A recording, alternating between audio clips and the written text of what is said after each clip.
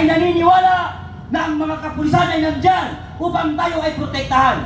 Katulad din po natin sila, ayaw ng korupsyon, gustong mamuhay ng matiwasay at maganda dito sa Pilipinas. Kaya mga kaibigan kong mga Pilipino, isang tabi po muna natin ang mga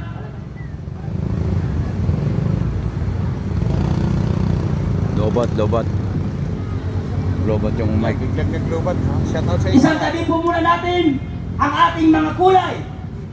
Kung ano man po ang iyong kulay, kung ano man po ang kulay ng politikong iyong sinusuportahan, magkaisa po muna tayo sa pagkakataong ito upang sa gayon ay masalisulpa natin ang kinakaharap ng ating inang bayan na problema.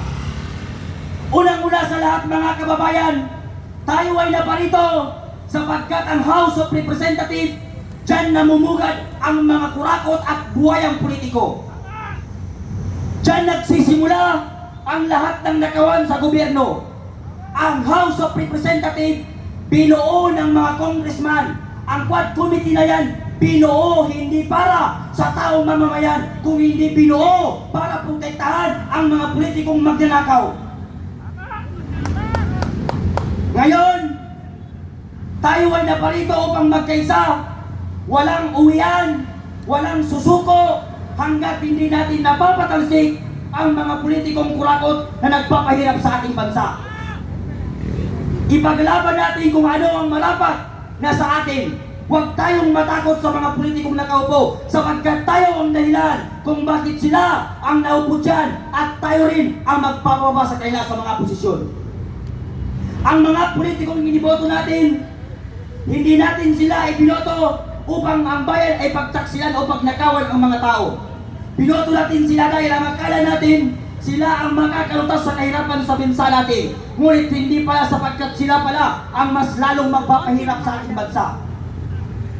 Mga kapatid kong Pilipino, mga kabataan, lumabas na kayo sa inyong mga tahanan. Magsilabas kayo at ipakita natin sa gobyernong ito na ang kabataan ay pag-asa ng bayan. Huwag tayong matakot sa mga politiko na nakaupo dyan na walang ginawa kung hindi magkain at kain at nakawin ang kaban ng bayan. Habang ang mga Pilipino ay naghihirap, habang ang mga Pilipino lumulusong sa baha, ang mga politikong binoto natin at ang kanilang anak nasa ibang bansa at nagpapakasarap sa kaban ng bayan. Papayagan ba natin ng mga Pilipino na ganon-ganon lang tayo ng mga politikong binoto natin? Habang ang mga estudyante lumulusong sa baha, nagpapakahirap, habang ang mga magulang nila nagtatrabaho ng 24 hours para lang may pambili ng uniform, para may pambaho ng kanilang mga anak, ang pera ng kaban ng bayan, ang pera ng taong bayan, ginagastos ng mga anak na politiko na nagpipiling prinsesa at nagpipiling hari. Nakita po natin ang ilan sa mga anak ng kontraktor, ilan sa anak ng mga kongresista, na pag sila ay kumakain sa ibang bansa, ang isang kainan lamang ay nagkakalaga ng 759,000. Samantala ang mga Pilipino lumulusong sa baha. Meron natutulog na walang makain. Nasubukan ba ng mga politiko na yan na magtrabaho sa taas ng bukid? Nasubukan ba ng mga kongresista na yan na magtanim ng palay sa bukid? Hindi nila nasubukan, kaya hindi nila tayo naiintindihan. Sapagkat sila ay natutulog sa mga magagandang tulugan, kumakain ng masasarap na pagkain, mga kapatid kong Pilipino. Kaya tinatawagan ko at tinanyayaan ko ang lahat ng mga retired general, retired na kapulisan at kasundaluhan, na kung kayo ay totoong mayroong malasakit at pagmamahal sa bayan, pumunta kayo rito at samahan niyo kami sa pagsugpo sa korupsyon sa ating bansa. Kung totoo na sa loob ng House of Representatives ay walang tiwali, walang magnanakaw, lumabas kayo dito at ayusin natin ang problemang nangyayari sa ating bansa. Senator Risa Hontiveros, kung ikaw ay totoong nagmamahal ng bayan, pumunta ka rito at samahan mo kami sa pagsugpo sa korupsyon sa ating bansa.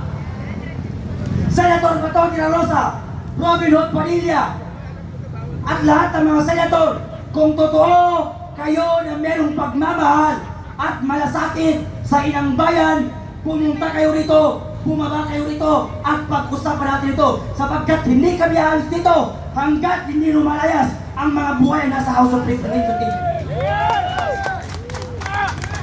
Mr. President Bongbong Marcos, kung totoo na makabayan ka, kung totoo na mahal mo ang Pilipinas, bumaba ka rito at tulungan mo kami na sugpuin ang mga buhayang ito.